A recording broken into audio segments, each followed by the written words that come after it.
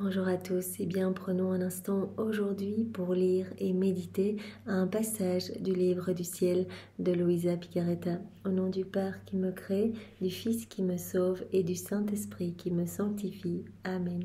Jésus, nous nous immergeons en toi, dans ta divine volonté, nous nous unissons à toi, nous nous unissons à ta divinité, à ton humanité, à ta volonté. Nous nous identifions à toi, nous voulons Jésus être comme d'autres toi sur la terre. Nous nous consumons en toi nous perdons le rien, le néant que nous sommes, nous fondons nos volontés dans la tienne, nous les fusionnons dans la tienne, nous te faisons Jésus l'offrande de nos volontés pour que tu t'en serves comme champ d'action, comme terrain de jeu. Viens Seigneur Jésus poursuivre ton œuvre de création dans nos cœurs, nous nous perdons complètement en toi, nous nous abandonnons entre tes bras et comme tous les jours, nous voulons te serrer fort contre nos cœurs et te dire d'une seule voix que tu es important pour nous, que tu es notre roi, notre bien, notre tout, notre chéri, notre amour, notre sauveur, que nous avons besoin de toi. Nous voulons, Seigneur, avec ta volonté, te louer, te bénir, t'adorer, te remercier, t'honorer, te glorifier, t'embrasser, et bien au nom de toutes les générations humaines, et nous voulons t'accueillir en nos cœurs, Seigneur, pour que tu y sois le roi, que tu y résides, que tu fasses tout en nous jusqu'à nos derniers souffles. Nous te voulons l'acteur de chacun de nos actes, que nos actes ne soient plus des actes humains, mais que tout se fait par toi et soit divin, éternel, rempli de l'infini, avec cette portée intemporelle, universelle, magnifique. Tous ces actes t'amenant une gloire parfaite, un amour parfait, une adoration parfaite. Oui, Seigneur, viens purifier nos cœurs, viens les embellir, viens les sanctifier, viens retirer de nos cœurs tout ce qui résulte de nos volontés propres. Tu nous as dit hier que tu ne voulais même pas qu'il y ait une fibre de notre volonté humaine à l'œuvre, Seigneur.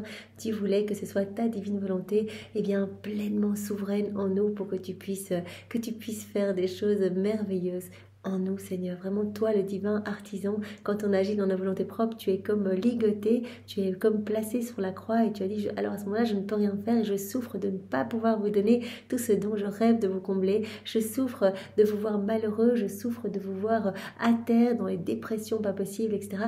Alors revenez à moi, je vais tout vous donner et laissez-moi agir en vous, mais laissez-moi agir complètement. Il ne peut pas y avoir deux volontés à l'œuvre en vous, donc vous devez continuellement abandonner tout ce que vous êtes entre mes bras, vraiment accepter que je vous vide de tout pour que je vous remplisse de moi. Donc vous devez continuellement crucifier votre volonté propre au profit de la divine volonté. C'est ce que nous voulons, Seigneur, nous te voulons pleinement à l'œuvre en nous parce que nous t'aimons et que nous te faisons confiance.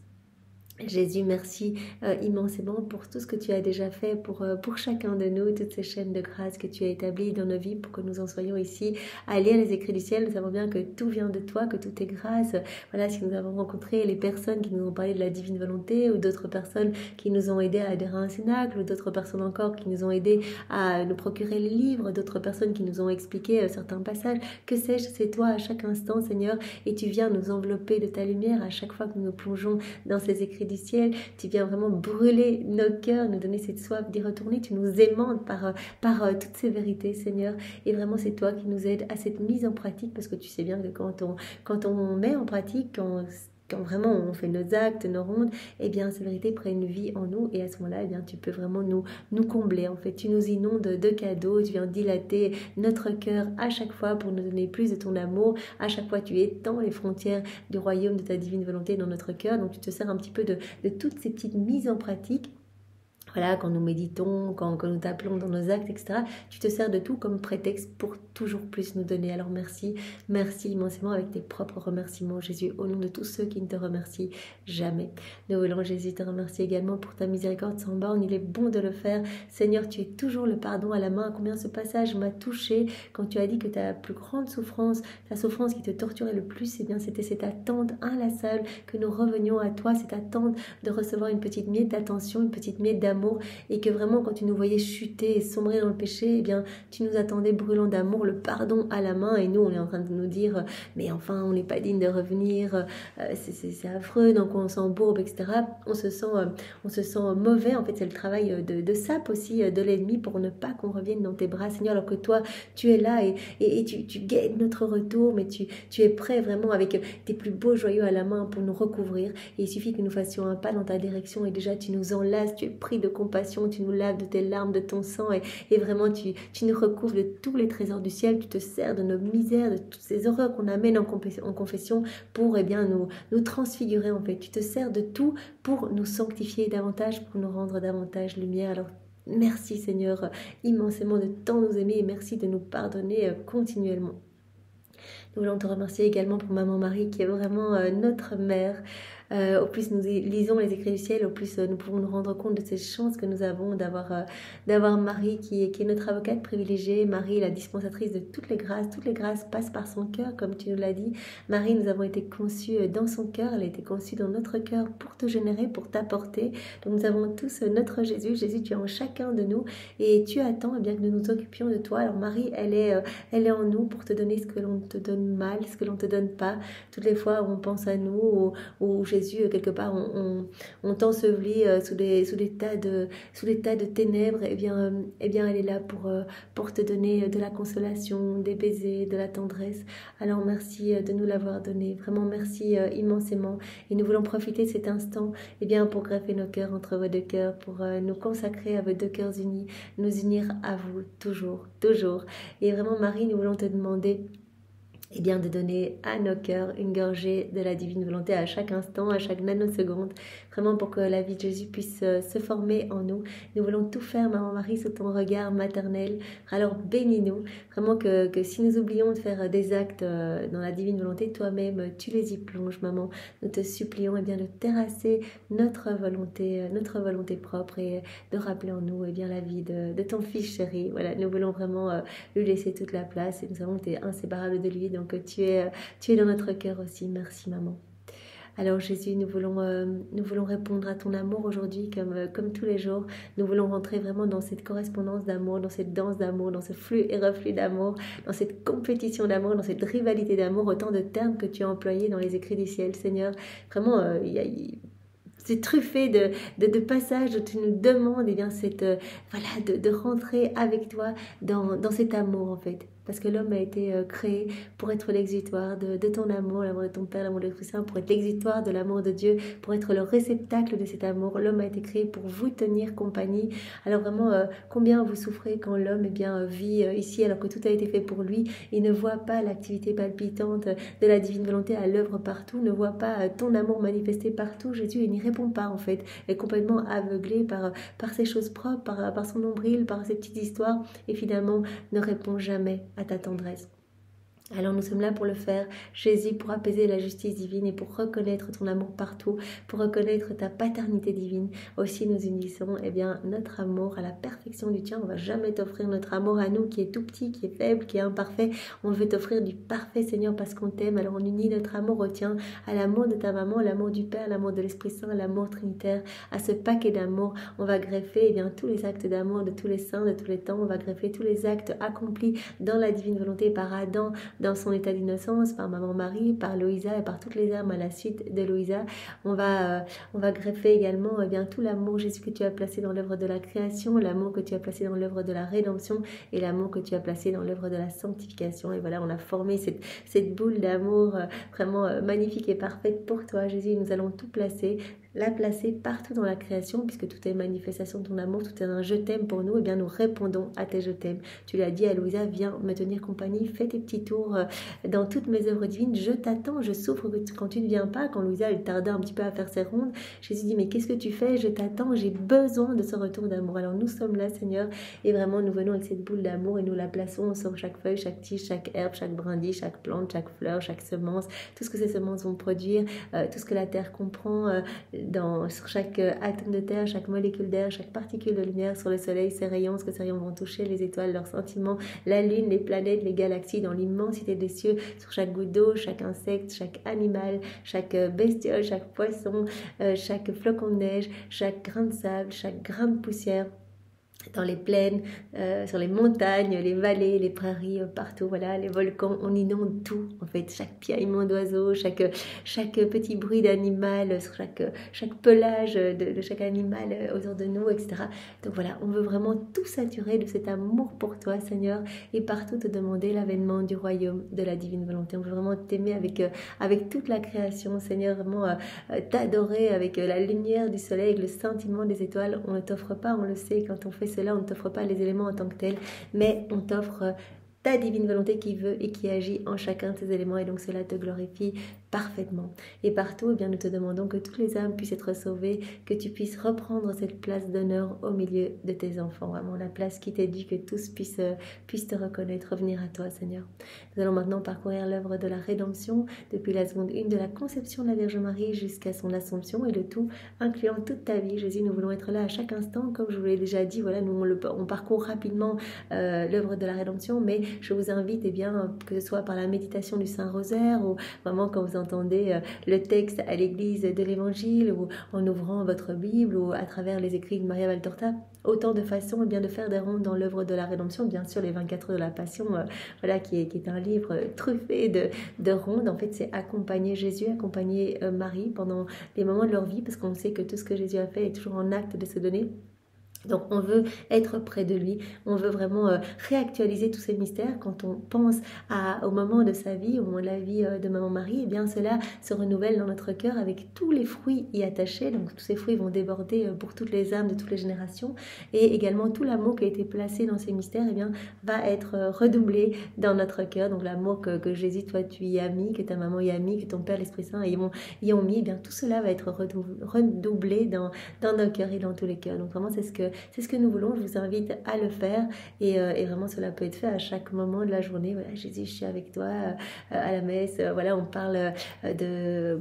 Voilà, tu calmes les tempêtes, ou tu marches sur l'eau. Eh bien, Jésus, je suis là, j'actualise ce mystère. De la même manière que tu calmes les tempêtes, de nos volontés propres, Jésus, je suis près de toi, et vraiment je me prosterne à tes pieds, je te reconnais comme mon roi, et je veux vraiment te donner ma vie au nom de tous, partout, chaque goutte d'eau sur la mer, voilà, la mer sur laquelle tu marches, par exemple, chaque goutte d'eau, dans chaque goutte d'eau, je te demande que vienne ton royaume sur tes vêtements, tes cheveux, sur les personnes autour de toi. Et Seigneur, je reprends chacune de tes paroles. Voilà, tu dis, mais ne vous inquiétez pas, calmez-vous, c'est moi. Eh bien, je reprends ces paroles pour aller les placer dans tous les cœurs. Donc, à chaque instant, nous pouvons vraiment réactualiser ces mystères et les vivre en union avec Jésus. Donc, c'est vraiment, c'est très beau. Alors Seigneur, puisque tu nous l'as dit, nous sommes propriétaires de tout, et dans la divine volonté, tu mets tout à notre disposition. Nous allons reprendre, eh bien, tous tes pas tout au long de ta vie, tous tes mouvements, toutes tes paroles, les pas de ta maman, ses actes, votre amour, vos prières, vos réparations, vos souffrances, vos peines, ton sang, Jésus, toutes tes plaies, etc. On reprend tout, on fait tout nôtre, comme si c'était à nous. On ajoute nos je t'aime et on offre tout au Père. Voilà, pour que cet amour, eh bien, soit réactualisé, redoublé dans tous les cœurs, et on imprime cet amour redoublé dans chaque cœur. Et au nom de tous, on répond Amen, que ta volonté soit faite, fiat, Seigneur, je m'abandonne à toi.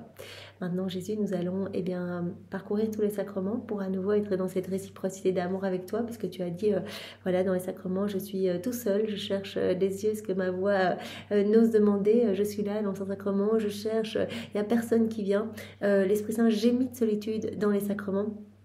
Alors viens me tenir compagnie, unis tes actes aux miens, pour que tes actes, eh bien, ne forment qu'un avec les miens. Viens me tenir compagnie, c'est ce que nous faisons maintenant dans le sacrement du baptême. Nous accueillons tous les fruits, tous les effets de ce sacrement au nom de tous ces effets qui ont été bafoués, ces fruits qui ont été peut-être accueillis et puis foulés aux pieds. Eh bien vraiment, nous accueillons tous, Seigneur, nous te remercions, nous nous gorgeons eh bien, de tout ce que tu veux donner dans le sacrement du baptême. Nous prenons tout, nous ajoutons le je t'aime et nous te redonnons tout au nom de tous. Nous faisons de même dans les sacrements de la confirmation, le sacrement du mariage, de la réconciliation, de l'ordre des malades, et bien sûr dans le Saint-Sacrement. Au Seigneur, nous voulons être consacrés avec toi dans les mains de chaque prêtre qui te consacre, et te recouvrir continuellement de ta pureté, de ta puissance, de ton immensité, de ta beauté, Seigneur, de ton amour. Et nous voulons t'adorer avec la puissance, la sagesse et l'amour de ta divine volonté. Voilà, tu as dit, quand tu fais cela, j'entends l'écho de ma puissance, de ma sagesse et de mon amour dans tes prières. Donc vraiment, tu me fais plaisir. Et Seigneur, eh bien, nous décomposons notre être en petites parties qui se prosternent continuellement devant toi pour te dire, Jésus, j'ai foi en toi, j'ai foi en ton Église et je te donne ma vie. Eh bien, fais de moi ce qui te plaira, Seigneur. Je veux te servir, je veux pas que ma vie soit une accumulation de moments perdus ici-bas, gangrénés par les choses de la terre. Je veux que tout puisse servir à ta gloire, Seigneur. Voilà, c'est ce que nous te disons continuellement devant chaque tabernacle. Nous nous unissons à toi et vraiment nous t'aimons avec ta maman, avec les saints, avec Louisa, avec la Trinité, continuellement, Seigneur. Et dans chaque cœur qui t'a reçu, qui te reçoit et qui te recevra, eh bien, nous voulons dire, Seigneur, je m'abandonne à toi, je veux qu'il y ait cet échange de vie, je te donne ma vie et tous mes petits soucis, mes petites préoccupations, je veux plus perdre du temps à ça, je te donne tout. Toi, tu vas t'occuper de ma vie et moi, je vais m'occuper de la tienne. Voilà, je vais garder les yeux uniquement fixés sur toi et tout faire pour toi et pour te consoler, pour te glorifier, pour t'aimer, pour te donner la gloire que tu aurais dû recevoir des âmes si elles n'avaient pas quitté ta divine volonté, te donner la gloire que tu aurais dû recevoir des âmes si elles s'étaient conformées à tes grâces et étaient devenues toutes saintes, la gloire que tu aurais dû recevoir des âmes réprouvées si elles n'avaient pas choisi de s'arracher de ton cœur pour aller se perdre. Je veux être ta sentinelle d'amour, Seigneur, je veux que tu sois ma sentinelle d'amour, me protéger des embûches du démon en me gardant toujours unie à toi dans tes bras. Seigneur, que rien ni personne ne me sépare de toi. Voilà, on le dit dans chaque cœur, même des personnes qui viennent une fois par an à la messe, qui viennent pour un mariage, un baptême, un enterrement, que sais-je, voilà, qui viennent très peu à la messe et le cœur probablement mal disposé, peut-être en état de péché mortel, combien Jésus souffre. Alors voilà, nous refaisons toutes les communions dans ta divine volonté, Seigneur, les entrées de messe, les sorties de messe, les prières avant et après te recevoir et dans chaque cœur, nous t'accueillons avec les bras de Maman Marie pour t'offrir tous ses actes, toute sa vie, toute ta vie, tous les actes des saints, pour vraiment que tu puisses trouver un retour à ton amour, parce que tu pleures quand tu descends dans les cœurs et que tu ne trouves pas un cœur disposé, tu dis voilà, je dois attendre un quart d'heure avant de m'en aller, je dois attendre la consommation des espèces et vraiment moi je suis là, j'attends, je brûle de m'unir à mes enfants, je veux former ma vie dans le cœur de mes enfants, mais malheureusement parce qu'elle ne me parle pas ou qu'elle récite des prières vraiment faites par habitude, pleines de méfiance, je suis triste, en fait je peux rien donner, je suis les mains liées, donc je suis contrainte de m'en aller en laissant juste la trace de mes larmes. Non, nous ne voulons pas cela, Seigneur, nous voulons que tu puisses tout déposer parce que tu aimes épancher ton amour. Alors vraiment, voilà, dans chaque cœur, nous les lavons avec l'eau mêlée de tes larmes lors de la dernière scène pour les préparer à t'accueillir et vraiment nous t'accueillons dans chaque cœur avec le cœur même de Maman Marie. Voilà, je te demande, Jésus, de nous disposer chacun pour que nous puissions comprendre les différents passages que tu vas nous donner très court en guise d'introduction et celui du volume 34. Enveloppe-nous de ta lumière, Seigneur, donne-nous ta sagesse, ta compréhension, donne-nous ton cœur à toi, Seigneur. Viens toi-même réceptionner tous ces mots bénis en nous et les graver en lettres d'or dans toutes nos cellules, que nous puissions les mettre en pratique, que ces enseignements, ces vérités que tu nous donnes, toutes ces vies divines que tu nous donnes puissent prendre vie en nous et que nous puissions te satisfaire, devenir des petites sources de joie et de réjouissance pour toi, Seigneur, que nous puissions y penser continuellement à ces vérités, parce que tu nous les donnes pour ça aussi, pour que ces vérités puissent attiser notre désir de nous unir à toi. C'est pour cela que tu nous donnes autant de vérités, que nous puissions continuellement nous y replonger, avoir toujours une petite vérité à lire, à mâchouiller, à digérer, et que nous puissions continuellement nous unir davantage à toi, en fait. C'est pour ça que tu nous donnes avoir cette soif, ce désir de t'appeler dans tous nos actes. Alors merci Seigneur. Viens Esprit Saint, viens par la puissante intercession du cœur immaculé de Marie, ton épouse bien-aimée. Viens Esprit d'amour, Esprit de feu, Esprit de joie, Esprit de force. Viens par la puissante intercession du cœur immaculé de Marie, ton épouse bien-aimée. Viens Esprit Saint, nous ne savons pas prier, nous avons besoin de toi. Viens nous saisir, viens nous bousculer, viens nous visiter maintenant. Viens par la puissante intercession du cœur immaculé de Marie, ton épouse bien-aimée. Viens parler à travers nos lèvres, Esprit Saint. Vraiment, viens parler de cette magnifique nouvelle de la venue du royaume de la divine volonté. Rends-nous fervents, Esprit Saint. On a vu combien les apôtres étaient apeurés et quand ils ont reçu cette effusion de l'Esprit Saint, ils sont partis envers et contre tout, annoncer sans peur d'être persécutés, et bien que nous puissions recevoir cette effusion de l'Esprit Saint pour être vraiment Jésus, et bien de bons outils entre tes mains, des instruments de paix, d'amour, de miséricorde, que tu puisses vraiment te reposer en nous, nous faire confiance et vraiment que tu puisses utiliser complètement notre humanité l'investir complètement, t'identifier à nous, Seigneur, vraiment que tes mains soient dans nos mains, que tes pieds soient dans nos pieds, que ce soit toi qui regardes à travers nos yeux, toi qui parles à travers nos lèvres, toi qui respires dans nos respirations, toi-même qui écoutes à travers nos oreilles, toi qui penses à travers nos pensées, toi qui fasses palpiter nos cœurs. Vraiment, c'est ce que nous te demandons, Seigneur. Alors le premier passage que je voulais vous partager se trouve dans le volume 32 à la date du 23 avril 1933. Donc Jésus va nous parler de l'importance de l'abandon. Je prends chaque fois vraiment un tout petit extrait. L'importance de s'abandonner. Voilà, c'est une des clés pour vivre dans la divine volonté, l'abandon et l'inconstance. Rappelons-nous ces deux ailes qui permettent à notre âme de s'élever, de se détacher des choses de la terre, vraiment, et de se greffer dans le soleil de la divine volonté pour être rempli de cette lumière et laisser tous ces rayons déborder de notre humanité et aller toucher tous les cœurs. Voilà, ces rayons apportant bienfaits, lumière à toutes les âmes de toutes les générations, à toute la création, à tous les saints, les bienheureux, aux âmes du purgatoire, à tous. Ma fille, ma vie ici-bas s'est achevée comme elle a commencé. Dès le premier instant de ma conception, elle fut un acte continu. Et je peux dire qu'à tout instant, je me mettais dans les mains de mon Père Céleste, dans ce complet abandon. C'était l'hommage le plus beau, l'adoration la plus profonde, le sacrifice le plus héroïque et le plus complet, l'amour filial le plus intense que je lui donnais. Mon plein abandon entre ses mains faisait parler mon humanité d'une voix d'autorité, demandant tout et obtenant tout ce que je voulais. Ce parfait abandon, Jésus nous dit aujourd'hui, regardez-moi comment j'agissais, j'étais continuellement, depuis la seconde 1 de mon incarnation, jusqu'à ma mort, j'ai été dans ce parfait abandon. Mon plein abandon entre ses mains faisait parler mon humanité d'une voix d'autorité, demandant tout et obtenant tout ce que je voulais. À son Fils abandonné dans ses bras, mon Père Céleste ne pouvait rien refuser. Et donc Jésus nous dit déjà à demi-mot que si nous nous abandonnons, voilà, que nous acceptons que notre volonté humaine puisse être crucifiée continuellement au profit de la divine volonté, la Trinité ne pourra rien nous refuser. Ça, Jésus nous l'a déjà dit à de multiples endroits. Voilà, on devient comme irrésistible, comme Maman Marie, totalement abandonnée, que ta volonté soit faite, ce que tu veux, je le veux aussi. Alors, cela la rend vraiment... ça la rend séduisante aux yeux de Dieu, cela la rend irrésistible aux yeux de Dieu. Parce que Dieu ne peut rien refuser, il entendait à travers les lèvres de la Vierge Marie continuellement ses propres prières, etc. Donc quand nous sommes abandonnés dans la divine volonté, quelque part... on devient conquérant de la Trinité en fait. Voilà, Dieu ne peut rien nous refuser. À son Fils abandonné dans ses bras, mon Père Céleste ne pouvait rien refuser. Mon abandon de chaque instant était l'acte le mieux reçu, si bien que j'ai voulu couronner le dernier souffle de ma vie par ces paroles. Père, entre tes mains, je remets mon esprit. Donc toute sa vie était un acte d'abandon. Jésus sait la divine volonté. Toute sa vie était un acte d'abandon pour nous montrer aussi ce chemin d'abandon complet. Toute la vie de mon mari a été un acte d'abandon. Et Jésus a voulu couronner sa vie par cette parole, Père, entre tes mains, je remets mon esprit, je m'abandonne à toi. Vraiment pour que nous puissions, nous aussi prendre ce chemin de l'humilité, de la confiance, de l'abandon. La vertu d'abandon est la vertu la plus grande.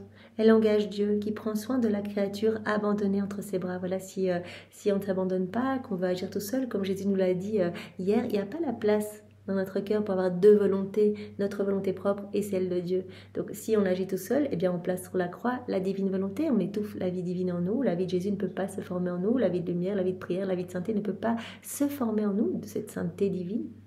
Cette vie d'amour ne peut pas se former en nous.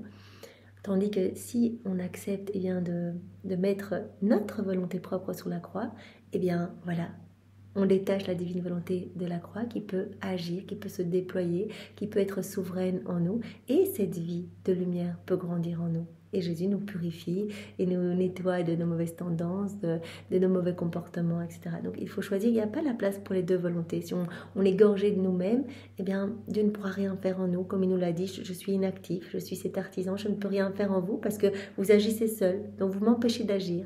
Donc si vous voulez que j'agisse en vous et que je fasse de votre cœur vraiment un terrain où je peux tout faire, que je fasse de votre volonté ce terrain de jeu, que je puisse vraiment continuer mon œuvre de création en vous, il faut que vous vous abandonniez entre mes bras. Donc cette clé de l'abandon, je m'abandonne, je te fais confiance, j'accueille tout comme venant de tes mains, Seigneur. tout ce qui nous arrive. Et c'est vraiment important de dire, voilà, ce n'est pas que dans certaines situations, tout.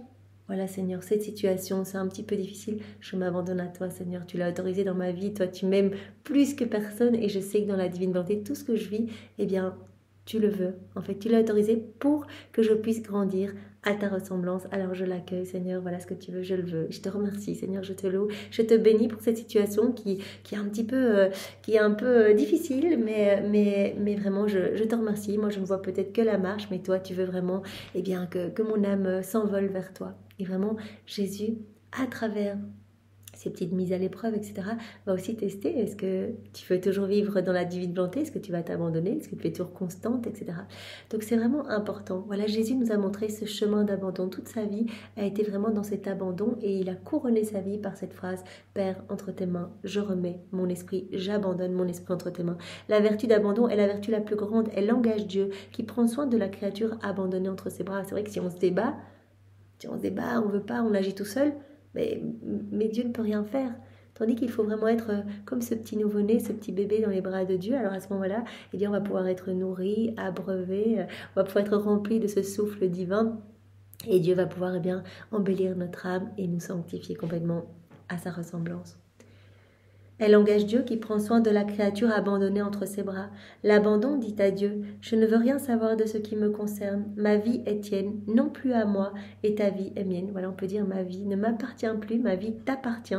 Et ta vie est la mienne. Il y a cet échange de vie, cet échange de volonté. Voilà, nous voulons tout vivre en union avec toi, Seigneur. Une seule vie, une seule volonté, un seul acte, un seul amour.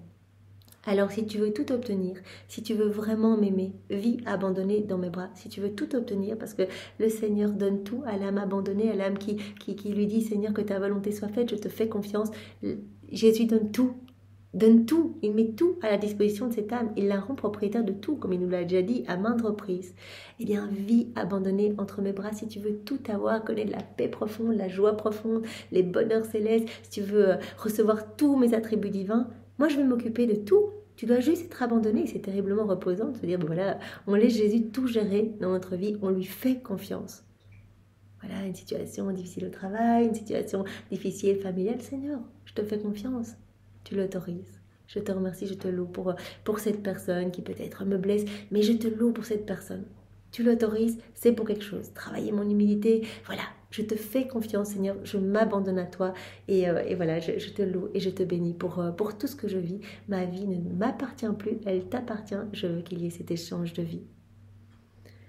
Si tu veux tout obtenir, si tu veux être propriétaire de tout, si tu veux être vraiment reprendre cette place qu'avait Adam dans son état d'innocence, être vraiment reprendre cette place d'enfant de lumière revêtu de tous les trésors célestes, eh bien si tu veux vraiment tout obtenir, et si tu veux nous aimer parfaitement, vis abandonnée entre nos bras, viens dans mes bras. Je vais te garder bien serré et chaque acte que tu vas faire en union avec moi va ériger vraiment cette palissade de lumière autour de nous. Donc me mettant en sécurité, nous dit Jésus, parce que vraiment on lui apporte vraiment du réconfort, on forme comme ce petit coussin de lumière, c'est-à-dire que les offenses vont l'atteindre mais moins durement.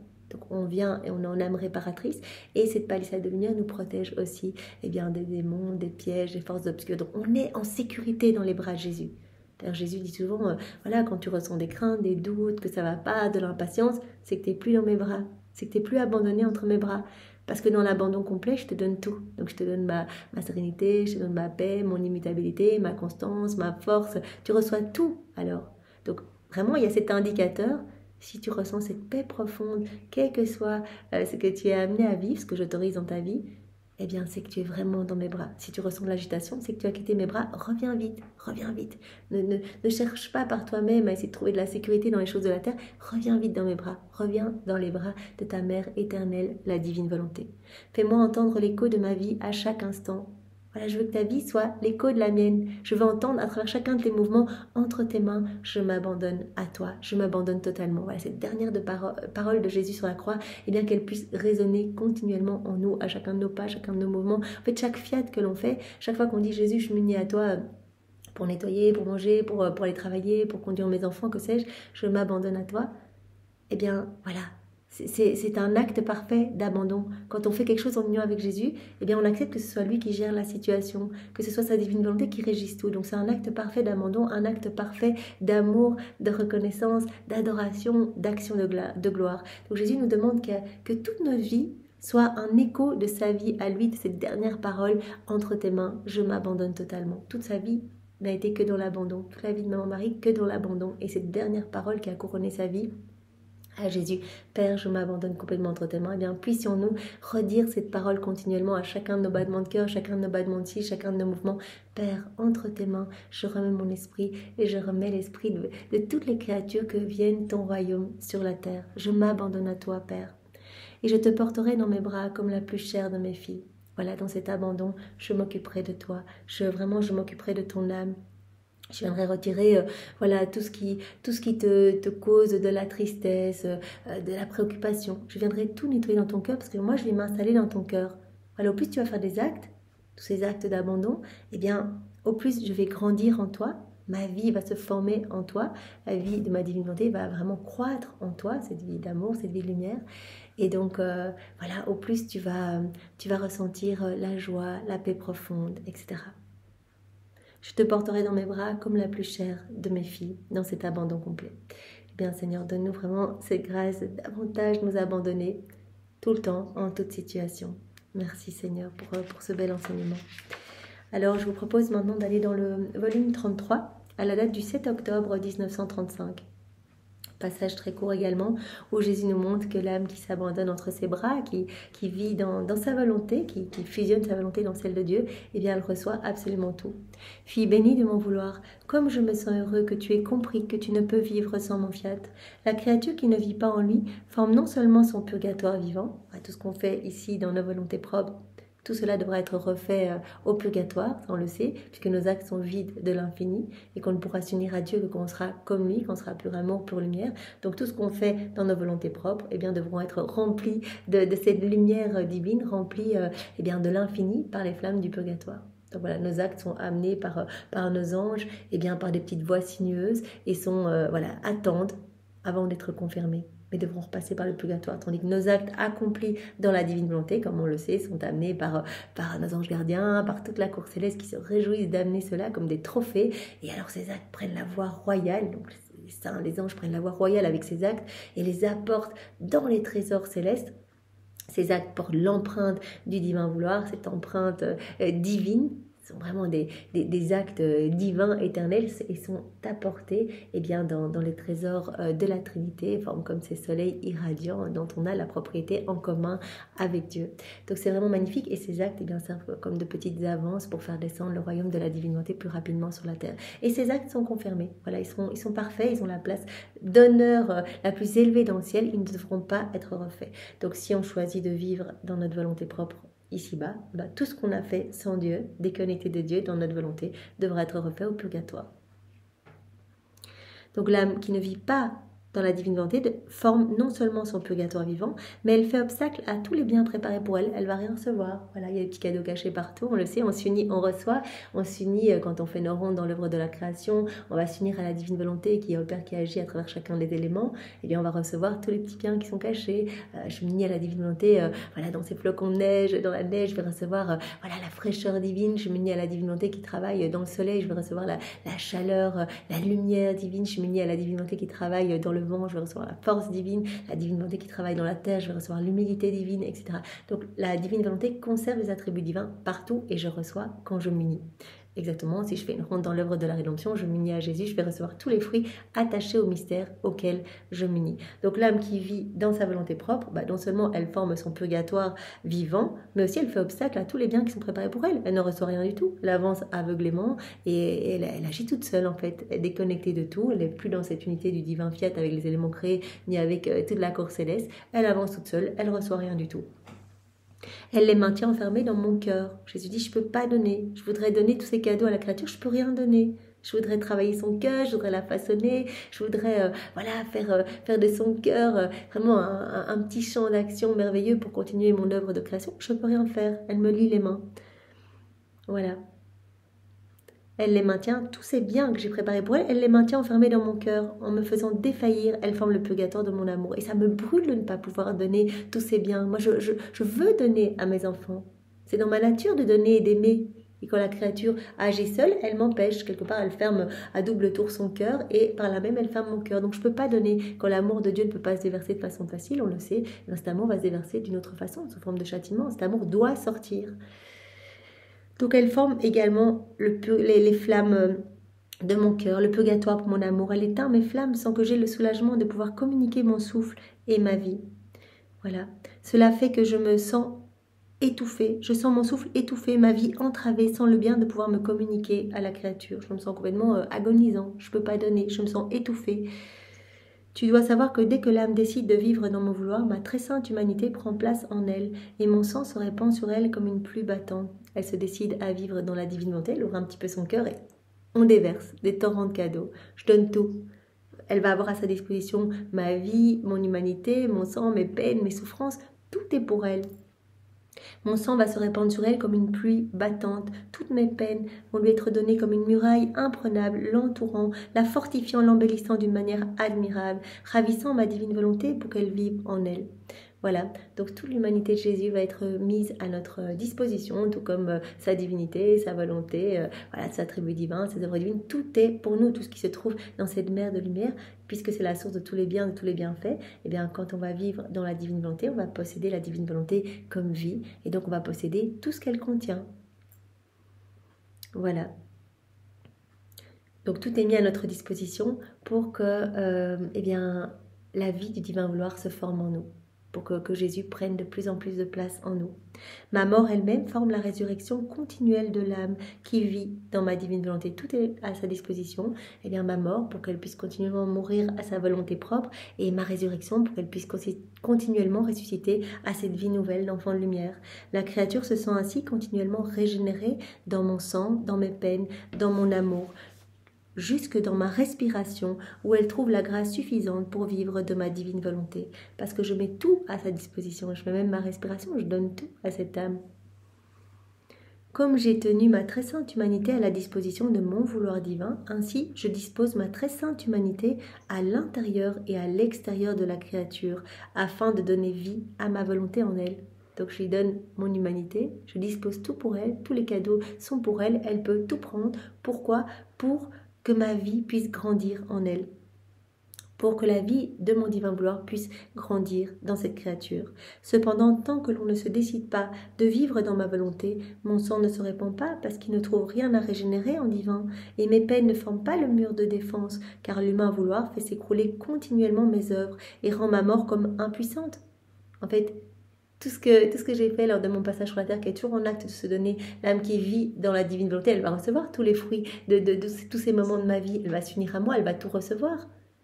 Mais l'âme qui vit dans sa volonté propre, elle ne s'unit pas à moi, donc elle ne recevra pas mes peines, elle ne recevra pas mes souffrances, ou elle recevra que des miettes. Voilà. Et cela rend toute ma vie, mon humanité, ma mort comme impuissante. Ma mort est comme impuissante pour cette âme, alors qu'il aurait été complètement que cette âme aurait été complètement ressuscitée dans mon vouloir. Et si l'âme ne vit pas de ma volonté, ma vie, mes peines, mon sang restent à la porte du vouloir humain, attendant avec une patience invincible pour entrer, pour assaillir la créature de toutes parts, afin de lui donner la grâce de vivre de mon vouloir. Voilà, donc on sait. Tous les actes de Jésus lors de son passage sur la terre, nous assaillent continuellement pour donner le bien qu'ils contiennent en fait. Ils veulent se donner, ils veulent qu'on reçoive tous les fruits y attachés, qu'on puisse se laisser transformer, se disposer à accueillir ce don de la vie dans la divine volonté, et que, accueillant tout, cette vie divine puisse croître en nous. Et mon sang, mes peines, ma vie n'entrant pas, tout reste étouffé en moi. Voilà, comme je peux rien donner, tout est étouffé en moi. Oh, comme je souffre de voir que la créature ne me donne pas la liberté de lui donner le bien que je veux. Mon amour me torture, mes peines, mes plaies, mon sang, mes œuvres, comme autant de voix de pitié me disent continuellement. Cette créature nous entrave, elle nous rend inutiles et comme sans vie pour elle, parce qu'elle ne veut pas vivre de la divine volonté. Voilà, donc tous ces actes de Jésus assaillent la créature continuellement pour se donner, pour l'embellir, mais la créature qui vit dans sa volonté propre, elle ne reçoit pas. Il n'y a que dans la divine volonté qu'on va pouvoir tout recevoir et se laisser vraiment travailler, purifier. Et donc c'est comme si, Jésus dit, c'est comme si mes plaies, mes actes, mon sang, mes œuvres, mes peines, en fait, c'est comme si tout me disait continuellement, cette créature nous entrave, elle nous rend inutiles et comme sans vie pour elle, parce qu'elle ne veut pas vivre de la divine volonté, elle ne veut pas accueillir tous ces cadeaux qui la transformeraient. Ma fille, comme il est douloureux de vouloir faire le bien, de pouvoir le faire et de ne pas le faire, parce que la créature nous en empêche. Bien, Seigneur, nous ne voulons pas t'en empêcher. Vraiment, nous voulons te laisser tout faire en nous. On a compris par le passage précédent eh bien, que l'abandon, c'est la clé, l'abandon et la constance. Donc, nous voulons nous abandonner davantage entre tes bras. Peut-être aujourd'hui, eh bien, essayer de faire plus d'actes d'abandon. Non seulement bien, nos petits actes voilà, dans la divine volonté, nos petites rondes, mais aussi vraiment par rapport à des situations qui se présentent à nous. Seigneur, merci, je te fais confiance, je m'abandonne à toi. Voilà. Essayons vraiment de dire cela beaucoup de fois aujourd'hui, parce que dans cet abandon, voilà, on va s'unir davantage à Jésus et vraiment on va le laisser grandir en nous. Et on voit bien que tout nous sera donné, que tout est donné à l'âme qui vit dans la divine volonté, tout est à sa disposition, l'humanité de Jésus, ses peines, son sang, tout. Donc vraiment, si nous voulons être propriétaires de tout, que nous voulons être heureux et glorifier la Trinité continuellement par chacun de nos mouvements, chacun de nos regards, chacune de nos paroles, eh bien vraiment il faut passer par cet abandon et par voilà, toutes ces rondes, tous ces actes en union avec Jésus, cette reconnaissance de son amour. Merci Seigneur. Eh bien, prenons maintenant un moment pour méditer ensemble le passage du volume 34. Donc, c'est celui à la date du 23 août 1936. Bien, divine volonté, tout faire en chacun de nous, comme en Jésus, dans sa divine humanité, divine volonté, investit complètement ce moment en chacun de nous et que vraiment une multitude d'âmes puissent revenir à Jésus. Donc, c'est Louisa qui parle. Je continue mon abandon dans le fiat. Mon pauvre esprit nage dans la mer divine et comprend les célestes arcanes, mais je ne sais comment les répéter. Ce sont toujours toutes petites en fait. Vraiment, souvent, ça commence comme ça. Je suis immergée dans cette mer de lumière. Je vois tellement de belles choses. Je vois toutes ces scènes éblouissantes qui vraiment déroulent sous mes yeux. Quand je vais essayer d'expliquer, je peux dire que quelques mots. Je ne peux que balbutier parce que vraiment, c'est quelque part une intelligence créée qui voit eh bien, des choses magnifiques, éternelles, infinies. Donc c'est très difficile de comprendre tout cela. Je ne sais pas comment les répéter, car il n'y a pas de mots ici-bas pour cela. Lorsque je suis dans cette mer divine et que je regarde son immensité, il n'y a pas d'être ou de chose qui puisse lui échapper.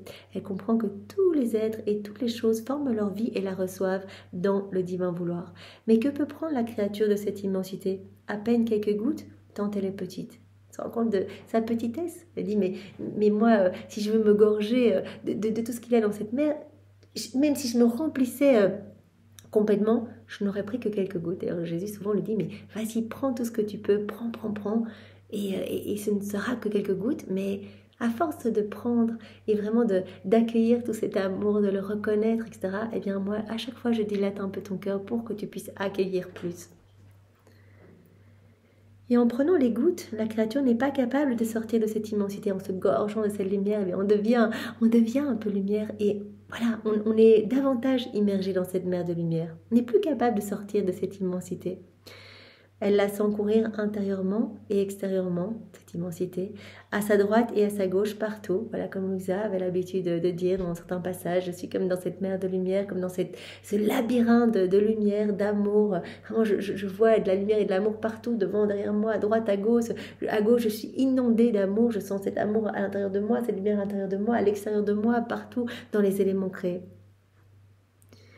Voilà, elle sent cette immensité, la créature qui est immergée dans cette mer de lumière, elle sent cette immensité courir intérieurement, extérieurement, à sa droite, à sa gauche, partout, et incapable même pour un instant de se débarrasser d'elle, immergée dans cette lumière, incapable de quitter cette mer de lumière. Au plus on s'y plonge, au plus il va nous être facile de faire d'autres actes et de nous immerger davantage dans cette lumière. Tu es tout à moi. Tu m'élèves en toi, je te trouve partout, tu m'aimes toujours, jusqu'à former la vie de ma vie. Trop beau. Donc elle dit à la divinité, tu es tout à moi, tu es partout, je te trouve partout, tu m'aimes toujours, je sens cet amour vibrant partout, jusqu'à former la vie de ma vie. Voilà, jusqu'à former la vie de ma vie. Je sens cette vie divine qui grandit en moi. Alors, au plus on va faire des actes, au plus on va sentir vraiment cette force divine en nous, cette vie divine en nous. Mon esprit était perdu dans cette mer lorsque mon doux Jésus, toute bonté, sortit de cette mer et s'approchant de moi, il me dit « Fille de mon vouloir, tu as vu combien l'immensité de mon fiat est inatteignable ?» Tu as vu comme c'est immense? Tu peux même pas voir les limites de cette mer de lumière. C'est pour ça que Jésus dit souvent à Louisa, quand elle lui dit « Mais t'as fini de parler ?» Même au début, dans les volumes, elle disait « Mais tu ne me parles plus, tu ne viens plus me voir. Est-ce que tu as fini de m'enseigner sur la divine volonté ?» Et Jésus a dit non, si je ne te parle plus, simplement parce que à chaque fois que je te parle, il y a vraiment une nouvelle création dans ton cœur, parce que chacune de mes paroles a cette vertu créatrice, donc quelque chose de sublime se crée en toi. Et moi, je me repose dans mes créations, en fait. Je me repose aussi dans ton cœur, où vraiment je suis en confiance, je suis bien, je prends mes quartiers. Vraiment, ton cœur devient comme un petit palais céleste pour moi, mais j'aurai toujours quelque chose à dire sur ma divine volonté, parce que c'est infini, comme dit Jésus ici, son immensité. Donc du divin fiat est inatteignable.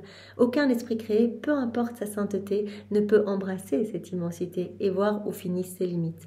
Tous ont une place en lui. Voilà, comme Louisa vraiment l'a vu, eh bien tout être et toute chose forment leur vie et la reçoivent dans le divin vouloir.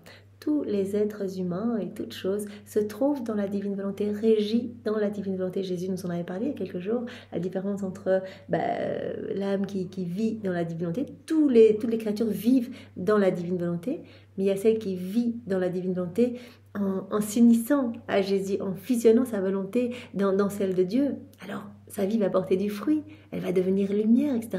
Et puis il y a les autres qui vivent dans la divine volonté, quelque part par nécessité, parce que tout est régi par l'amour de Dieu, par sa volonté, et qui ne produisent aucun fruit. Qui pire, Jésus nous disait, sont même encombrantes dans notre immensité. Donc vraiment cet exemple du château est très parlant, je trouve. Voilà, un château, il y a une maman et elle a une multitude d'enfants, et cette maman, eh bien, voilà, il y a certains de ses enfants qui ont choisi de se séparer d'elle, et qui ont oublié leur maman, en fait, qui ne restent pas près d'elle, et donc qui n'ont plus connaissance de cette maman, et donc ils vont vivre dans certaines pièces du château, mais ils vont s'éduquer tout seuls, s'habiller tout seuls, se nourrir tout seuls, et ils vont vraiment finir un petit peu n'importe comment. Et puis il y a les enfants qui vont rester près de la maman, qui vont s'abreuver à ses paroles, à ses connaissances, qui vont se coller à elle, et qui vont grandir dans sa ressemblance. Donc voilà, on est tous dans ce château, on est tous dans la divine volonté. Mais vraiment, il y a les âmes qui consciemment vont reconnaître l'amour de leur Créateur, qui vont s'unir à leur Créateur, qui vont accueillir toute cette lumière, etc. Et puis il y a tous les autres qui vont vivre comme aveuglément, se servir des éléments créés, mais sans reconnaître l'amour de Dieu, sans voir cette activité divine à travers chaque élément créé, etc. Donc il y a vraiment une énorme différence. Voilà, comme Jésus nous dit ici, aucun esprit créé, peu importe sa sainteté, donc ne peut embrasser l'immensité de la divine volonté. Tous ont une place en lui, donc toutes les créatures vivent dans la divine volonté. Chaque créature possède son petit champ dans l'immensité de ma divine volonté, comme si chacun de nous, on avait notre petit champ dans la divine volonté. Celle qui vit dans ma volonté, sais-tu qui travaille ce petit champ assigné à la créature, celle qui vit dans ma volonté. Donc voilà, on a tous une petite place dans cette mer de lumière, mais celle qui va former ces petites mers de lumière dans cette grande mer de lumière, c'est l'âme qui vit dans la divine volonté. Elle va travailler ce petit champ qui lui a été assigné. Sais-tu pourquoi? Parce que ma divine volonté, en prenant la créature dans son sein, la met au travail unie à l'œuvre, voilà, en laissant la divine volonté tout régir en nous, voilà, régir nos paroles, nos mouvements, etc. On lui laisse toute la place. Eh bien, elle va grandir en nous, et donc comme la divine volonté est un acte primordial, continuel, incessant, elle est toujours au travail, on parle de la divine volonté comme l'infatigable travailleuse, eh bien, elle va nous mettre au travail aussi. Donc on va être poussé à faire nos rondes, nos actes, à placer nos actes de louange, de bénédiction, d'amour partout. Voilà, comme Louisa, du matin au soir, du soir au matin, elle faisait ses rondes, ses actes. Voilà, donc on va être poussé au travail. C'est la divine volonté, c'est pour cela qui va faire cela en nous. C'est pour cela que Louisa, elle dit, mais Jésus, est-ce que c'est pas répétitif toutes ces rondes? Jésus dit, mais non, c'est pas toi, c'est le travail de la grâce en toi. C'est ma divine volonté qui te pousse à le faire. La divine volonté met la créature qui vit en elle au travail, unie à l'œuvre qu'elle veut accomplir dans le tout petit champ qui a été donné à la créature dans ma volonté. Et comme elle possède sa force créatrice, donc l'âme qui vit dans la divine volonté, qui possède la divine volonté comme vie, elle possède cette force créatrice. Ce que la créature pourrait faire durant un siècle, elle va le faire en 1 heure avec ma volonté. Voilà, cela rejoint ce passage où Jésus nous avait dit, la créature qui vit dans notre volonté, eh bien, elle peut devenir plus sainte en 1 heure que si elle essayait toute seule par l'exercice de vertu dans sa volonté propre, etc. Si elle essayait pendant 100 ans, eh bien, elle pourrait juste en 1 heure, en 1 journée, devenir plus sainte, parce que c'est ma divine volonté qui va se déployer à travers son humanité, qui va tout faire en elle. Vraiment qui va la purifier, etc. On doit s'installer dans cette âme, on doit vivre en elle, la Trinité s'installe réellement, présence réelle, et donc la Trinité ne va pas cohabiter avec le péché, donc vraiment il y a une énorme purification, des couches d'oignons qui sont enlevées à chaque fois, et bien que l'on s'unit à Jésus. Donc elle peut vraiment, cette créature qui possède cette force créatrice, chacune de nos prières, chacun de nos actes va être investi de cette puissance créatrice. Vous imaginez la portée d'un acte accompli dans la divine volonté? C'est Dieu lui-même qui fait cet acte à travers notre humanité. Donc des milliers d'âmes sont sauvées, des âmes du passé, du présent, du futur. Il y a des choses incroyables qui se passent au niveau spirituel. Elle possède cette force créatrice. Et donc la créature, ce qu'elle pourrait faire durant 1 siècle, eh bien elle peut le faire en 1 heure avec ma volonté. De sorte qu'en 1 heure, elle peut acquérir 1 siècle d'amour, de travaux, de sacrifices, de connaissances divines, de profonde adoration. Voilà, cela rejoint ce que Jésus nous a dit tant et tant de fois, si on mettait dans une balance un acte accompli dans la divine volonté, et de l'autre côté, tous les actes accomplis par tous les saints de tous les temps dans leur volonté propre, donc les martyrs, les jeûnes, les mortifications, les prières, les rosaires, les dévotions, on peut imaginer tout ce qui a pu être fait par amour pour la Trinité, pour la Vierge Marie, on met tout ça dans une balance d'un côté, et puis on met un petit bâillement dans la divine volonté, où j'écris 5 minutes dans la divine volonté, ou juste je dors, ou je fais ma vaisselle dans la divine volonté, un petit acte accompli par Dieu en nous, eh bien vaut plus dans la balance, bien sûr, que tous les actes accomplis, des actes magnifiques, mais accomplis de façon humaine. Après le travail, ma volonté appelle l'âme au repos afin de se reposer et de se féliciter mutuellement. Ensuite, en voyant la beauté du petit champ, donc vraiment cette âme s'embellit continuellement, elle est poussée au travail, elle est poussée par la grâce à faire ses rondes, à faire ses actes, son âme s'embellit, ce petit champ qui a été mis à sa disposition, eh bien s'embellit. En voyant la beauté du petit champ, la joie qu'elle ressent, afin de se féliciter l'une l'autre, donc la divine volonté et l'âme, elle retourne au travail. Et c'est une alternance de travail et de repos. Donc on va vraiment être dans ce mouvement continu, incessant, et puis on s'arrêtera pour se délecter des merveilles créées dans notre âme, et puis on sera à nouveau poussé à faire nos rondes, nos actes. Et Jésus nous parle vraiment de l'importance de faire de manière continue nos actes pour que cette vie puisse grandir, comme toute vie qui a besoin d'être alimentée continuellement. Et bien la vie divine en nous a ce besoin également, et donc elle ne peut être alimentée que par nos actes, nos rondes, nos méditations faites en union avec Jésus. Car parmi les si nombreuses qualités que possède la divine volonté, il y a l'attitude du mouvement continu. La divine volonté, c'est un acte continu, incessant. Elle n'est pas oisive. À chaque chose créée, elle a donné son œuvre continue afin de se glorifier et de faire du bien à tous. Voilà. Chaque chose créée, la divine volonté a donné son œuvre continue pour se glorifier. On voit qu'après le plus terrible hiver, eh bien, les petits bourgeons reviennent, etc. Dans ma volonté, l'oisiveté n'existe pas. En elle, tout est travail. La divine volonté, elle est continuellement au travail, tout le temps, tout le temps, tout le temps. Et l'âme qui vit dans la divine volonté, elle accompagne la divine volonté partout, dans la mer, dans le vent, dans les plantes, etc. Elle est inséparable de son créateur, inséparable de la divine volonté qui est au travail. Donc elle va être tout le temps au travail. Si la créature aime, c'est un travail. Si elle s'occupe à connaître, c'est un travail. Si elle adore, si elle souffre, si elle prie, c'est comme un travail divin. Donc Jésus dit en fait, tous vos petits actes de votre quotidien, eh bien vous pouvez penser que c'est comme un travail pour faire descendre le royaume de la divine volonté sur la terre et dans votre cœur. Voilà, vous travaillez avec la divine volonté à rendre votre âme plus belle, à amener de la lumière partout sur la terre, à sauver des âmes, à nous glorifier, à apaiser notre justice. Un travail divin et non pas humain qui se convertit en argent d'une valeur infinie que les créatures peuvent acquérir pour agrandir leur petit champ.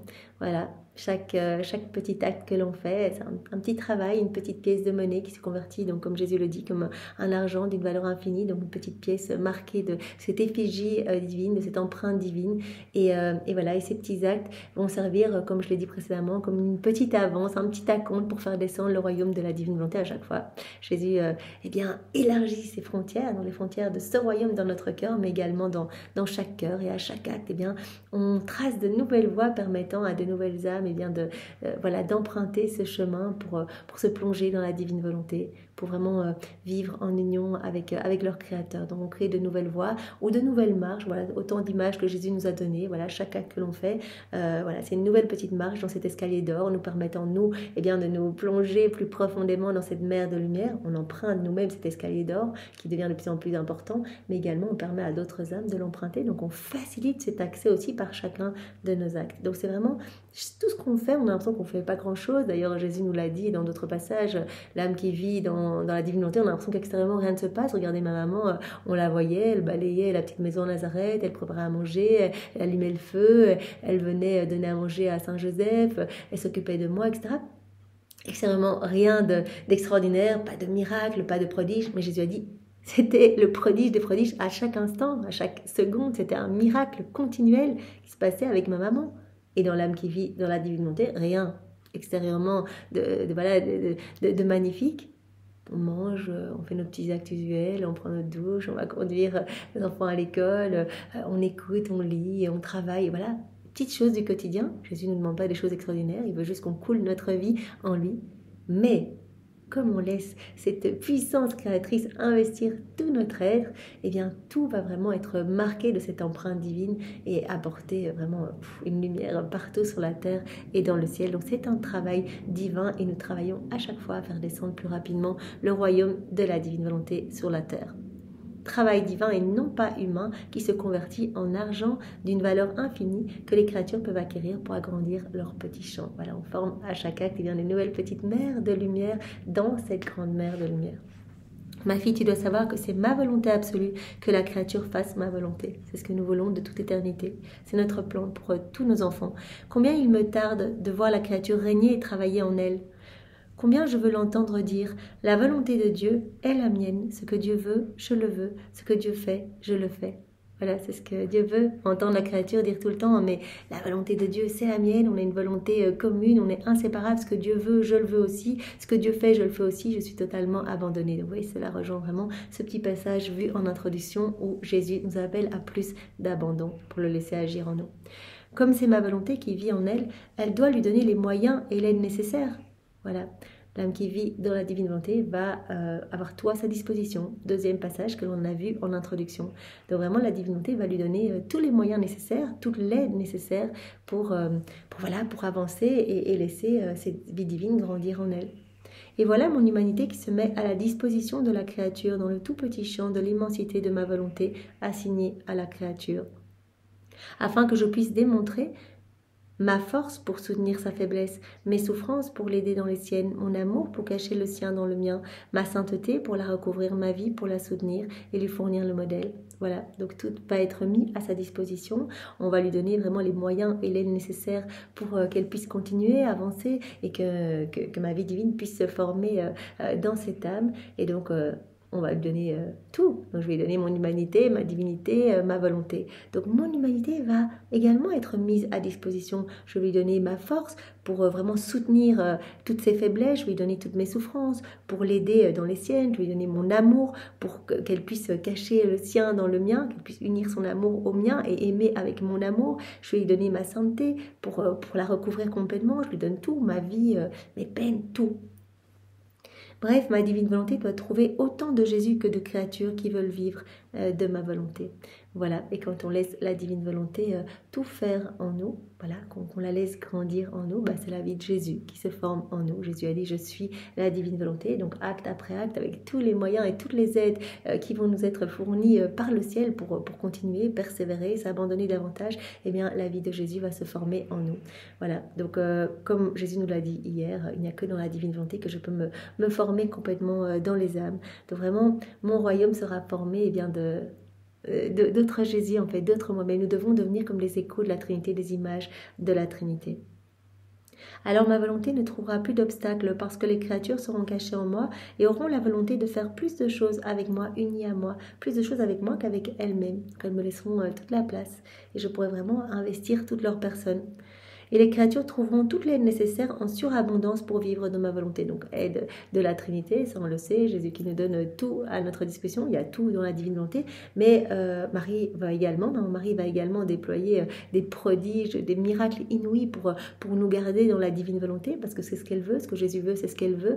Elle veut que son royaume, parce que c'est elle qui est la reine de son royaume, que son royaume soit peuplé de tous ses enfants. Elle ne nous veut pas comme des esclaves dans ce royaume, mais elle nous veut âme reine, vraiment partageant complètement sa gloire. Et donc elle va nous y aider à rester fidèles, à rester dans cet abandon, à rester dans cette constance. Et Jésus a dit, mais en fait, elle aime tellement les âmes qui vivent dans la divine volonté, elle veut vraiment faire de ces âmes ses fidèles copines. Donc elle est continuellement à leur côté pour vraiment les entourer de sa douceur à elle, de ses mérites, de ses pas, de ses actes. Donc elle inonde continuellement ces créatures en leur donnant toute sa vie. Donc on reçoit l'humanité de Jésus, toute la vie de Marie, tous ses actes, toutes leurs prières. On reçoit tout en fait dans la divine volonté. Tout est à notre disposition. Et on sait également que toute la cour céleste, il nous aide tous. Nous sommes vraiment partie intégrante de cette famille divine, de cette famille royale, au point tel que vous vous rappelez,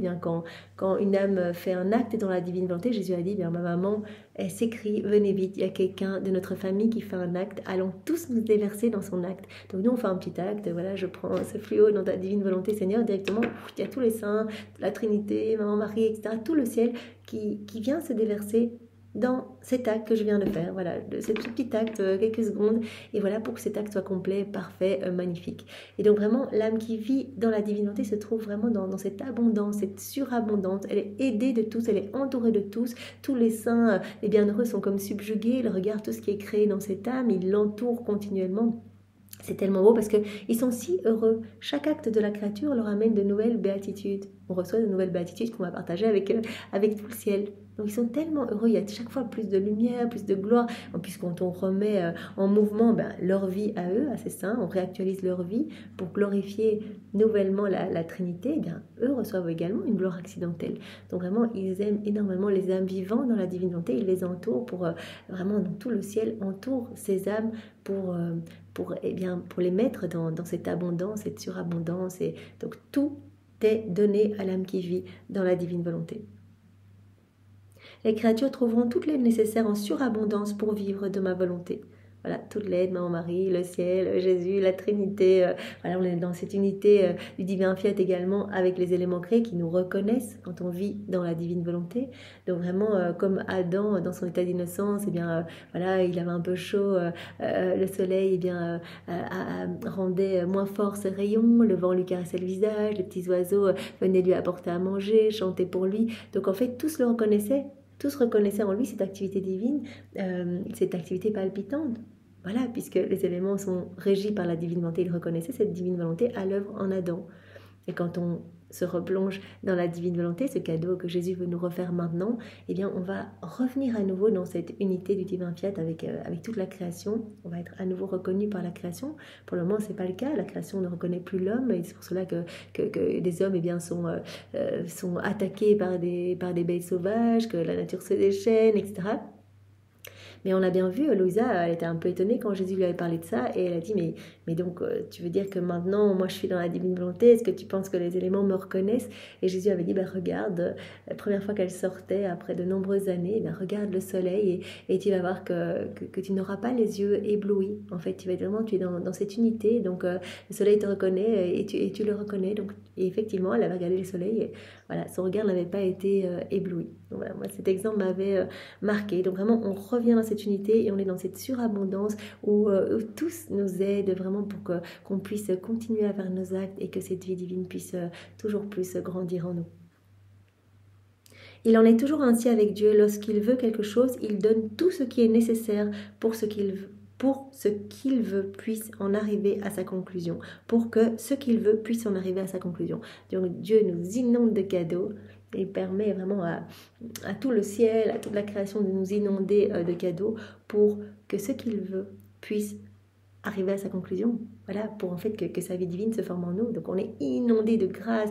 L'âme qui vit dans la divine volonté se trouve vraiment sous un torrent de bénédiction. Le ciel est ouvert sur sa tête et ce continuellement. Voilà, pourquoi? Pour que cette vie divine puisse croître en nous pour que la vie de Jésus puisse grandir en nous, pour que sa divine volonté puisse être totalement reine en nous. C'est pourquoi j'aimerais que les créatures sachent ce que je mets à la disposition de celles qui veulent vivre de ma volonté. Elles trouveront ma vie qui leur fournira tout ce qui est nécessaire pour les faire vivre dans la mer de mon divin vouloir. J'aimerais bien que les créatures sachent que c'est ce qu'on veut en fait, qu'elles vivent dans la divine volonté et que voilà, on leur donne tout. Si elles sont un petit peu disposées, qu'elles nous donnent leur oui, bien le tour est joué, on va tout leur donner.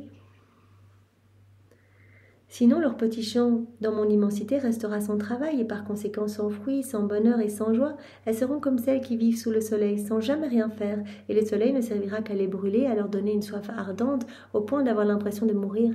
Voilà, comme Jésus nous a dit hier, eh bien, sa divine volonté peut être comparée au soleil qui donne sa lumière à tous. On reçoit tous ce soleil, qu'on s'unisse à la divine volonté ou pas, on reçoit cette lumière. Maintenant, il y a les âmes qui vont accueillir cette lumière et qui vont vraiment faire des choses magnifiques avec cette lumière, qui vont s'unir, qui vont se laisser façonner, transformer par cette lumière. Et puis d'autres qui vont, qui vont recevoir cette lumière, mais qui vont quelque part, qui ne vont pas l'accueillir et qui vont être presque oppressés par cette lumière.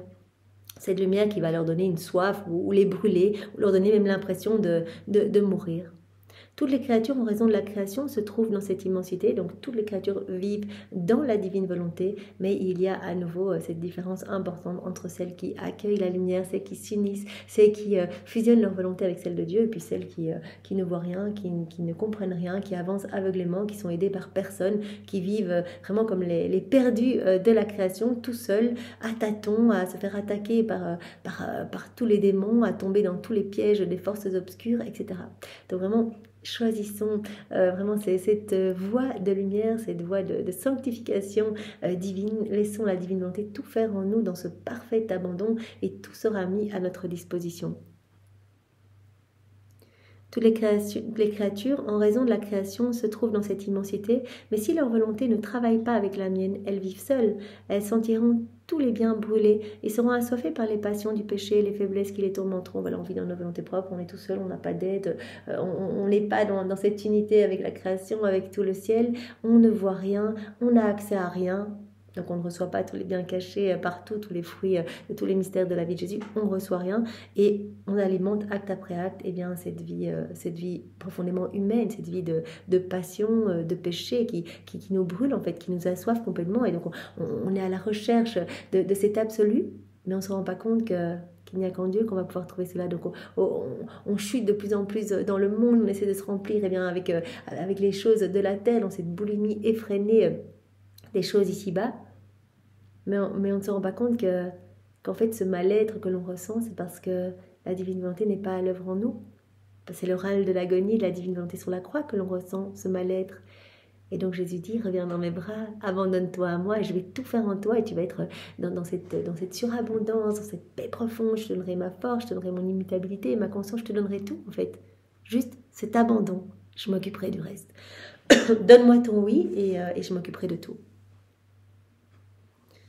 Donc voilà, les âmes qui vivront dans leur volonté propre sentiront tous les biens brûlés et seront assoiffées par les passions du péché et les faiblesses qui les tourmenteront. C'est pourquoi il n'y a pas de mal plus grand que de ne pas vivre de ma volonté. Voilà, Jésus parle même du péché de l'esprit. Voilà, quand on reçoit toutes ces vérités du livre du ciel, qu'on a toutes les clés pour consoler notre Créateur, pour l'aimer, pour le glorifier parfaitement, pour apaiser sa justice divine, pour devenir saint en fait de cette sainteté divine, pour grandir acte après acte à la ressemblance avec notre Créateur et qu'on ne met pas en pratique ces vérités, eh bien c'est presque un péché contre l'esprit. On choisit délibérément de continuer dans nos volontés propres. Jésus dit mais non, c'est pas possible. Il n'y a pas de plus grand péché que de vivre dans sa volonté propre en fait. Vous nous faites tellement souffrir parce qu'on peut rien faire en vous, on ne peut pas créer. Et on vous a fait pour tout vous donner, pour que vous soyez heureux, pour vivre dans cette harmonie d'amour avec vous. Après quoi, je poursuivis ma ronde dans les actes accomplis par la divine volonté dans la création et j'arrivai à la conception de la très sainte Vierge Marie. Mon dos Jésus m'arrêta et me dit « Ma fille, le plus grand prodige de la création est la Vierge, le divin vouloir qui subjugua son vouloir humain dès le premier instant de sa conception. » On sait que la Vierge Marie était conçue dans l'union des trois mères, mère de puissance du Père, de sagesse du Fils et d'amour de l'Esprit Saint. Directement, la divine volonté a purifié son germe. Comme Jésus dit, il n'y a rien de plus grand, c'est le prodige des prodiges. Et dès l'instant 1, eh bien, c'est vraiment le vouloir de cette créature qui a subjugué le divin vouloir et le divin vouloir qui a subjugué le vouloir humain de Maman Marie. Directement, elle n'a eu une volonté propre que pour l'offrir. Donc il y a eu directement cette mise à l'épreuve. Elle avait directement la divine science, comme on le sait, la divine raison. Donc elle a vu tous les maux résultant d'une volonté humaine déconnectée de la divine volonté. Donc elle a vu la chute d'Adam, tous les maux voyant le jour, les vices et iniquités, etc. Et donc elle a fait directement l'offrande de sa volonté qu'elle est venue attacher au pied du trône de l'Éternel. Voilà, l'un faisant la conquête de l'autre, ils étaient gagnants tous les deux et le divin vouloir entra en roi dominant dans son vouloir humain. Donc voilà, elle a fait l'offrande de tout ce qu'elle était et la divine volonté est venue en souveraine dans le vouloir humain de la Vierge Marie. Donc le divin vouloir est venu en roi conquérant, en roi dominant dans le vouloir humain de la Vierge Marie. Les chaînes de ce grand prodige divin commencèrent dans cette sublime créature. La force incréée se déversa dans la force créée. Voilà, Marie est devenue par grâce ce que Jésus est par nature, force incréée qui s'est déversée dans cette force créée, de telle sorte qu'elle pouvait soutenir toute la création comme si elle n'était qu'un fétu de paille. Et toutes les choses créées ressentaient la force créée dans la force incréée qui les soutenait et contribuait à leur conservation. Donc toute la journée, Marie, elle faisait des rondes, elle réparait pour chacun de nous, elle aimait au nom de tous, elle bénissait au nom de tous, elle plaçait ses je t'aime partout sur les éléments de la création en réponse à l'amour de Dieu. Parce que voilà, elle avait cette divine science, elle voyait cet amour qui palpitait, donc elle répondait au nom de tous, et les éléments créés se sentaient honorés de sentir cette force créée dans la force incréée qui les soutenait et contribuait à leur conservation. Elle sentait les petits je t'aime de Marie partout, unis totalement à son Créateur, inséparables de son Créateur partout, donc vraiment partout coulé où la divine volonté travaillait et agissait. Oh, combien ces choses créées se sentaient honorées et heureuses parce qu'une force créée coulait en toutes choses comme leur reine afin de les soutenir et de les conserver. Voilà, unis à Dieu partout dans tout ce que Dieu faisait. La Vierge Marie était là, s'unissait à la divine volonté. Voilà, nous sommes appelés, Maman Marie, notre reine, notre guide, nous sommes appelés nous aussi à nous unir à la divine volonté, à l'œuvre qui est partout. Jésus nous a parlé de cette inséparabilité pour nous aussi, inséparabilité pour nous avec sa divine volonté, avec la Trinité, d'être partout où la divine volonté travaille. Sa force était telle qu'elle régnait sur tous et même sur son Créateur. Voilà, elle était tellement puissante en fait, investie de cette puissance créatrice, de cette force divine, qu'elle régnait sur tous et même sur Dieu lui-même qui ne pouvait rien lui refuser. Elle était invincible, car avec la force du divin fiat, elle conquérait tous et toutes choses, et tous se laissaient conquérir par cette divine impératrice, parce qu'elle possédait une force puissante et ravissante, la force de la divine volonté en elle, à laquelle personne ne pouvait résister. Même les démons eux-mêmes se sentaient affaiblis et ne savaient où se cacher de cette force insurpassable. Il y avait tellement de lumière qui vraiment émanait, qui rayonnait partout de l'humanité de Maman Marie, que même les démons étaient contraints de s'éloigner très, très loin. Ils ne savaient même pas où se cacher tellement il y avait de la lumière qui partait de partout. Chaque acte accompli dans la divine volonté étant un soleil vraiment éclipsant les ténèbres, recouvrant la laideur du péché. Pour nous aussi, à notre petite mesure, on fait nos actes et vraiment cela émet de la lumière partout. C'est pour cela que Jésus nous parle de cette sécurité quand on vit dans la divine volonté, quand on est dans ses bras, qu'on lui fait confiance. Voilà, on n'est plus sujet à être attaqué par les démons, parce qu'on est vraiment protégé par cette lumière. Cette lumière fait fuir tout ce qu'il y a de sombre, tout ce qu'il y a de laid. Cette lumière éclipse les forces mauvaises. Cette lumière vient recouvrir la laideur du péché. Voilà, donc la Vierge Marie continuellement dans ce flux et reflux d'amour, elle accueillait cet torrent de puissance, de grâce, de sainteté, de beauté, d'amour, et vraiment ce qu'elle ne pouvait enclore, le tout provenant d'une source illimitée, repartait en action de louange, de bénédiction, d'amour à la Trinité. Et ces flots se déversaient partout parce que la Trinité, se voyant touchée par ce retour d'amour, et bien redoublait encore cet amour. Cet amour parfait, redoublait encore cet amour dans la Vierge Marie, cela débordait de partout, et bien sur toutes les âmes de toutes les générations. Donc elle nous recouvrait continuellement de sa lumière, Maman Marie. Tout l'être suprême coulait dans cette volonté créée. Donc Jésus nous a dit la force incréée se déversa dans la force créée. Tout l'être suprême coulait dans cette volonté créée qui avait été subjuguée par la divine volonté. Et l'amour infini se déversait dans l'amour fini. L'être suprême, tout l'être suprême, coulait dans cette volonté créée. Toute la force incréée se déversa dans cette force créée. Tout l'amour infini se déversait dans cet amour fini. Et tous et toutes choses se sentaient aimés par cette sainte créature. C'est l'amour de Dieu en fait qui rayonnait de partout de la Vierge Marie. Et tous et toutes choses se sentaient aimés par cette céleste souveraine. Son amour était si grand que mieux que l'air, elle se faisait respirer par tous, de sorte que cette reine d'amour ressentait le besoin d'aimer toutes les créatures en mère et reine de toutes. Elle était revêtue de notre beauté, jusqu'à posséder la force, l'amour, la bonté, la grâce ravissante qui la faisait aimer par tous, même par les choses qui ne possèdent pas la raison, remplie totalement de divin, de tous les attributs divins, de l'amour divin qui rayonnait, qui sortait de partout, de cette beauté divine qui la faisait aimer par tous, même par les choses qui ne possèdent pas la raison. De sorte qu'il n'y avait pas un acte, une prière, une adoration, une réparation qui n'emplissait le ciel et la terre. Tout ce qu'elle faisait formait des soleils qui emplissaient le ciel et la terre. Elle maîtrisait toutes choses et son amour et tout ce qu'elle faisait s'écoulait dans le ciel, dans le soleil, dans le vent, en toutes choses, partout. La divine volonté travaillait, tout ce que la Vierge Marie faisait, cela s'écoulait dans le vent, dans le soleil, dans ses rayons, dans la mer, voilà, partout, cela recouvrait tout. En toutes choses, notre être suprême se sentait aimé et adoré dans toutes les choses créées par cette sainte créature. Nous recevions l'amour. Quand elle faisait ses petites rondes, elle plaçait ses petits je t'aime partout sur les éléments créés, ce que nous faisons quand nous faisons nos rondes. Nous ressentions, nous dit Jésus, l'amour de cette céleste créature en toutes choses. Une vie nouvelle s'écoulait en toutes choses. Cette vie d'amour, on ressentait de l'amour au nom de tous. Elle venait réparer au nom de tous. Elle venait nous donner l'amour que les hommes auraient dû nous donner s'ils n'avaient pas quitté la divine volonté. Elle nous donnait la gloire, les bénédictions que les hommes auraient dû nous donner si Adam n'avait pas chuté. Donc elle venait nous donner tout ce qui, à travers les siècles, ne nous avait pas été donné. Une vie nouvelle s'écoulait en toutes choses. Elle nous aimait pour tous et nous faisait aimer par tous. C'était la volonté incréée qui avait eu la place d'honneur dans la volonté créée. Donc ça, Jésus, on l'a déjà dit plusieurs fois. Voilà, force incréée qui s'est déversée dans la force créée, tout l'être suprême qui s'est écoulé dans cette volonté créée, l'amour infini qui s'est déversé dans l'amour fini, la beauté suprême et divine qui s'est déversée en la Vierge Marie.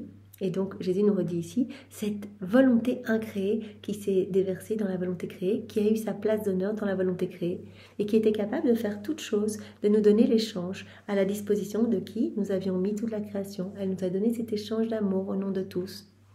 Elle nous a aimés pour tous, nous a fait aimer par tous. Avec la conception de cette grande reine, la vraie vie de Dieu commença dans la créature et la vie de la créature en Dieu. Voilà, il y avait ce parfait échange d'amour. Oh, les échanges d'amour, de courage, de beauté, de lumière entre l'une et l'autre. Les prodiges qui alternaient en elle étaient par conséquent continus et inouïs. Les prodiges qui alternaient en elle, cette beauté, cette lumière, cette sainteté qui rayonnait de la Vierge Marie, c'était inouï. Les cieux et la terre étaient stupéfaits, les anges demeuraient ravis devant l'œuvre de ma divine volonté dans la créature. Marie nous a bien dit, voilà, en fait, tout ce qu'on peut me reconnaître, tout provient du travail de la divine volonté en moi. Voilà. Mais c'est le sacrifice des sacrifices, comme Jésus nous l'a dit il y a quelques jours. Je n'attends pas que vous le fassiez une journée ou une semaine, même un mois. Il faut que cette volonté humaine soit complètement consumée dans ma volonté, et ce, tout le temps, à chaque instant. Voilà, ça c'est le sacrifice. Au point tel que tous les autres petits sacrifices, où on peut encore imaginer les aménagements, etc., ne sont que des ombres. Jésus nous avait dit que des ombres, que des petites peccadilles pour les enfants. Je ne sais plus quel mot il avait utilisé. Des jeux d'enfants qui pleurent pour rien. Donc voilà, le sacrifice des sacrifices, l'offrande de sa volonté continuellement, mais il va y avoir ces flots de grâce, de bénédiction, cette lumière qui va rejaillir de partout, tout comme en la Vierge Marie. Voilà. Avec la conception de cette grande reine, la vraie vie de Dieu commença dans la créature et la vie de la créature en Dieu. Oh, les échanges d'amour, de courage, de beauté, de lumière entre l'une et l'autre, les prodiges qui alternaient dans la Vierge Marie étaient par conséquent continus et inouïs. Les cieux et la terre étaient stupéfaits, les anges demeuraient ravis devant l'œuvre de ma divine volonté dans la créature. Ma fille, en vivant dans le divin vouloir, cette grande dame se sentit de fait reine de tous et de toutes choses, et également reine du grand roi divin. Elle avait la suprématie sur tout, laissant la divine volonté tout faire en elle. Elle se sentait reine des éléments créés, reine de tous, de chaque homme, reine aussi de son grand roi. si bien qu'elle forma la porte du ciel pour faire descendre le Verbe éternel. Elle prépara le chemin et la chambre de son sein où il ferait sa demeure, et dans l'enthousiasme de son amour, elle me dit: Descends, ô Verbe éternel, tu trouveras en moi ton ciel, tes joies, cette même volonté qui règne dans les trois personnes divines. Voilà, donc c'est parce que la Vierge Marie s'est laissée complètement remplir de toute cette lumière divine, a laissé la divine volonté complètement à l'œuvre en elle, 100% à l'œuvre en elle, et bien qu'elle a pu faire descendre du ciel Jésus en son sein. Il n'aurait pas pu descendre dans le sein d'une maman remplie de sa volonté humaine. Donc elle disait quelque part par tous ces mouvements, elle disait: Au Verbe éternel, viens, descends dans mon sein, tu trouveras en moi ton ciel. La Marie avait tout le paradis recréé en elle. Magnifique en la Vierge Marie. Tu trouveras en moi tes joies, cette même volonté qui règne dans les trois personnes divines, eh bien tu vas la retrouver à l'œuvre en moi. Donc elle a formé la porte du ciel pour faire descendre Jésus dans son sein. Mais elle forma aussi la porte et le chemin permettant aux âmes d'accéder à la patrie céleste. Voilà, Marie, en réparant pour chacun de nous, en aimant, en bénissant pour chacun de nous, eh bien, a recouvert tous nos actes de la beauté de ces actes. Elle nous a pris eh bien, sous sa gloire, en fait. Et voilà, elle a servi vraiment eh bien, de réparatrice pour chacun de nous. Et alors, comme Jésus nous le dit ici, elle a formé la porte et le chemin permettant aux âmes d'accéder à la patrie céleste. Voilà, comme Dieu ne pouvait plus déverser son amour dans le cœur des créatures, parce qu'on était vraiment tous froids, fermés depuis la chute d'Adam, nos cœurs étaient totalement hermétiques, donc Dieu souffrait de ne pas pouvoir donner son amour, et donc est venue cette idée de créer la Vierge Marie pour pouvoir la créer toute pure, toute belle, vraiment magnifique, vraiment de purifier son germe, la divine volonté. Eh bien, pour que l'amour de Dieu puisse se déverser complètement en elle. Donc on dit que Marie est la porteuse de l'amour de Dieu caché pour les créatures, et que Dieu en fait nous a regardés continuellement, même maintenant, à travers les siècles, à travers la beauté de la Vierge Marie, à travers ses actes, à travers sa pureté, sa splendeur. Donc nous sommes regardés à travers la beauté de la Vierge Marie. Donc elle est comme un filtre en fait, un filtre de lumière. Et alors ce qui est intéressant, c'est qu'on l'a vu dans un autre passage, que Jésus disait la même chose des âmes vivants dans la divine volonté. Marie, elle veut qu'on partage en fait sa gloire, et qu'on fasse la même chose, donc on devienne aussi des petits filtres entre le ciel et la terre, pour que Dieu puisse bien regarder les hommes à travers ce filtre de lumière que l'on forme à travers tous nos actes.